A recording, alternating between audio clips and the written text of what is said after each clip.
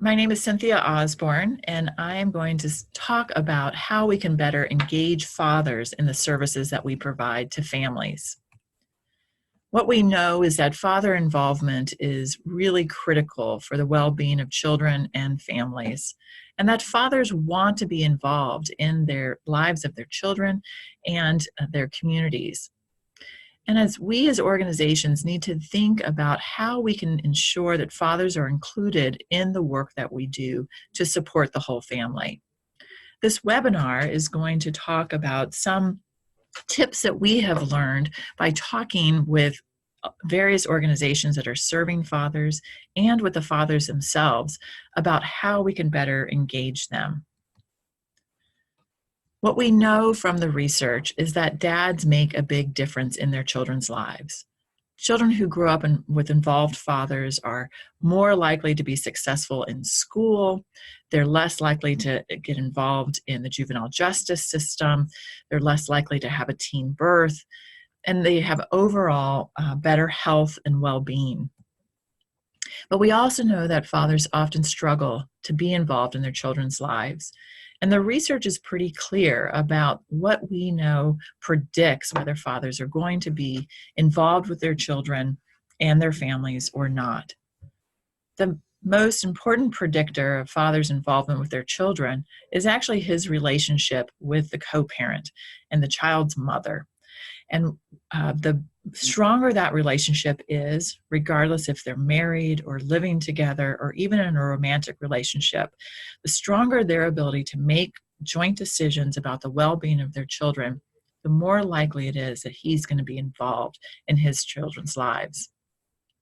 We also know that fathers often see themselves as the provider and that they want to be able to financially support their children. This is often a very big obstacle for fathers. Those who have a record of incarceration, who have limited education, or who have difficulty finding a job have a hard time making the contributions that they would like to their family or that their children actually need. And that this is a reason that fathers will often turn away out of somewhat shame for not being able to provide for their kids. We also know that fathers who are still in the stages of risky and criminal behavior are actually not good influences on their children and probably shouldn't be involved unless they can do it safely. And these fathers often internalize this and they actually step away from their children. And that when we see that fathers mature, that they reduce their criminal behavior or other sorts of risky behaviors, that their level of involvement will increase. And finally, we know that fathers need to feel that they are important, that they matter. They need to have confidence in themselves, in their role as fathers, and they need more information about what it is that they're going to do when they interact with their kids. In fact, nearly 2/3 of fathers say that they really want more information about how to be a better parent. What do I do? How do I relate better with my children so that their lives are better as well? So when you as an organization are thinking about serving your families, we're suggesting that you think about how you think about the whole family, including the fathers.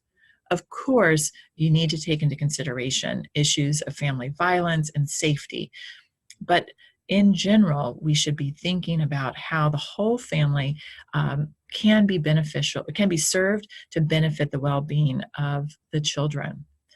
Whether you have an organization that only serves fathers, or if you're an organization that serves the whole family and are looking to better include fathers, this is some information to you to help better support fathers and the family. So the first step is that you have to create an environment that is inclusive of the whole family, in particular fathers. This has to start from the top. The strategic plan, the mission of the organization has to say, we serve the whole family and not just one part of it. You have to make sure that your leadership is committed to this. And from that, everything else trickles down with regard to the training of your staff, down to the way that your physical space is laid out, and even how you address information going out to the families. Do you send it to both parents? Is it to just one, and typically the mother? Are you using the words family or parent instead of mother or father? And are you able to provide your services at times that can take into consideration working parents, that would allow for both parents to be able to participate in your services? And this really, as you sit back in your organization and try to honestly answer the question, are we ready to serve fathers? And once you've made the decision that you want to serve fathers, you're going to face some struggles.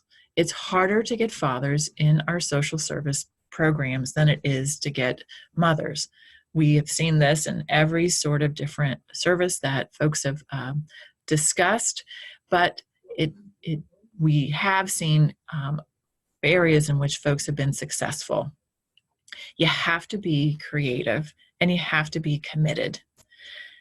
Fathers are interacting with various systems as well as the families. And if you can think about where they are and try to reach them there, that is going to be the most important thing.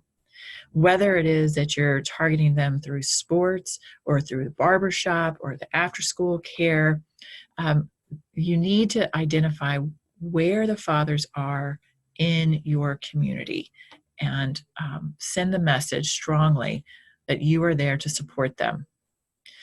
We also found that one of the most important but the simplest ways to get fathers to participate is simply to ask them. We often do not ask fathers specifically to come, to be part of it. Did you send them an invitation as well as a mother? When you call, are you expecting that you're calling at a time that only the mother will pick up? Are you asking fathers to come and participate? And you should think about ways that fathers are supports for mothers. We know that fathers play a big role in whether or not moms will instigate or continue breastfeeding, that they play a big support system after their children are born that can help to identify issues of postpartum depression. For you to think about how fathers care so much about the well-being of their partners and their children. Can you bring them in to be that support for mothers and let them see the important role that they play? We also know that sometimes offering the incentives of tangible items like diapers or wipes or gift cards for food, that sometimes these are the things that hook. And then we find ways to really get them to understand the services that we have and the benefit that would have to them and their children, and then they'll stay with us. We've also heard from fathers and from those who serve them that there are common challenges that we really need to take into consideration. And the first thing that I think all organizations should do is to talk to the fathers themselves. Ask them what their challenges are. Ask them what their unique needs are. Listen to them and try to integrate what they're saying into your services. Make sure that your staff understand how fathers and mothers may differ in their understanding of your program, of their expectations for their children, of the timing that they have to be involved, and of their understanding of things like child development or what the important role of parenting might be. We also think it's important to pay particular attention to younger fathers, those who are legally adults but not quite fully formed of adult, not quite fully mature. These are folks who are balancing these competing roles of becoming parents, trying to provide for their family, and also trying to build a path toward higher education and greater human resources. And they're trying to do it all at one time when they're still relatively young themselves. And think about how you can build supports for this particular group. You should also think about how you are discussing the issues of co-parenting. that it might not be that the families that you're serving have parents who are married or living together. It might be that the parents don't even like each other that much.